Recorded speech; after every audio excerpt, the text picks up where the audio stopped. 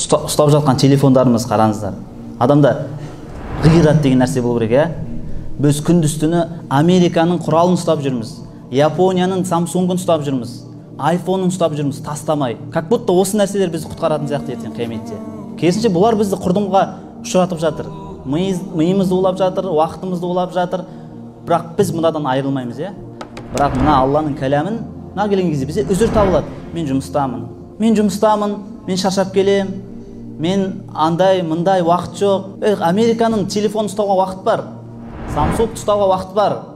Неге Алланың кітабын ұстауға, көтеріп жүруге уақыт жоқ сенде? Ол сылтау, ол өтірік. Ең болмаса күніне бір рет ұстап қойсаңдаршы, күніне бір рет ұстап бір бет оқыңдар. Күніне 1-3 бет оқысаңдар, жылына бір рет хатым шығарады екен. Күніне бір күнде 3 бет оқысаңыздар, бір жылда бір рет хатым, немесе 2 рет хатым жасауға болады.